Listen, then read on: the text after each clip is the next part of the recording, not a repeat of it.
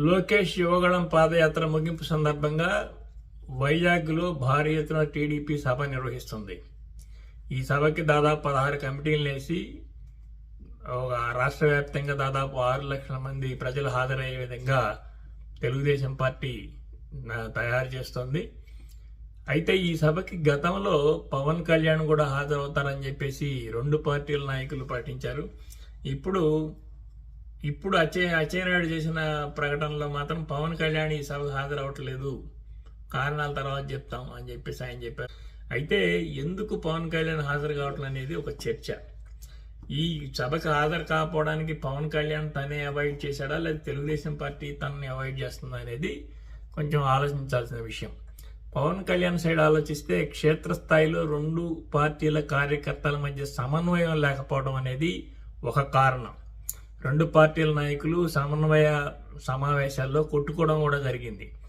So ఆ కార్యకర్తలు అలా సమన్వయం లేకపోవడం, పరస్పరం సహకరించుకోకపోవడం, ఈ తెలుగుదేశం పార్టీకి పూర్తిగా సహకరించండి, ఒకవేళ అలా సహకరించకపోతే వాళ్ళు వైసీపీ కోవర్టులుగా నేను చూస్తానని చెప్పేసి కూడా ఆయన ప్రకటించారు. సో ఈ సమన్వయం లేకపోవడం ఒక కారణం. రెండవది, బీజేపీని ఆయన ఒప్పిస్తాడు, పవన్ కళ్యాణ్ తన వెంటుంటే బీజేపీ కూడా తనతో వస్తుంది, అందరం కలిసి ముందుకెళ్ళొచ్చు అని చెప్పి ఒక టీడీపీ ఆలోచన చాలా కాలంగా ఉంది. అయితే బీజేపీ తెగేసి చెప్పింది టీడీపీతో కలిసే ప్రసక్తి లేదు అని. సో బీజేపీని ఒప్పించినప్పుడు పవన్ కళ్యాణ్ని నెత్తిన పెట్టుకొని తిరగడం వల్ల వైసీపీ చేస్తున్న ఆరోపణలకు బలం ఇచ్చినట్టు అవుతుంది. కేవలం తను గెలవలేక కేవలం పవన్ కళ్యాణ్ మీద ఆధారపడినట్టు. అందుకని పవన్ కళ్యాణ్ యొక్క ప్రాధాన్యతను తగ్గించి చివరిలో ఏదో కొన్ని సీట్లు ఇచ్చేసేసి వదిలేస్తే సరిపోతుంది. ఎందుకంటే తెలంగాణ ఎన్నికల్లో కూడా ఆయన పెద్దగా ప్రభావం చూపించింది లేదు. క్రౌడ్ పుల్లర్గా ఉంటున్నాడు కానీ క్షేత్రస్థాయిలో పవన్ కళ్యాణ్ పార్టీకి పెద్ద ఒక నిర్మాణం లేదు. సో టీడీపీ మీదనే నిధులకు కానీ నిర్మాణం కానీ అన్నిటికీ ఆధారపడాల్సిన అవసరం ఉంది. సో ఇది తెలుగుదేశం పార్టీ ఆలోచించేది. ఇక పవన్ కళ్యాణ్ ఆలోచించేది అంటే తనకి ఇంతగా ప్రాధాన్యత ఇవ్వకుండా చిట్ట వరకు తన్ని ఏదో జైల్లో ఉన్నప్పుడు తన్ని అవసరానికి, సంక్షోభంలో ఉన్న అవసరానికి వాడుకొని ఇప్పటికీ పొద్దుకు సంబంధించిన విషయాలను అన్నింటినీ పెండింగ్లో ఉంచి ఏ విషయం స్పష్టంగా బయటికి చెప్పకుండా ముందుకు తీసుకెళ్తూ చివరికి గత్యంతరం లేని పరిస్థితిని కల్పించి ఆ పరిస్థితుల్లో ఏదో కొన్ని సీట్లు విదిలిచ్చి పూర్తిగా ప్రాధాన్యత లేని ఒక వ్యవహారంగా చూస్తారేమో పవన్ కళ్యాణ్కి అనుమానం ఉండుండొచ్చు. అదేవిధంగా బీజేపీ తెగేసి చెప్పింది తాను టీడీపీతో ఎట్టి పరిస్థితుల్లో రావడం లేదని.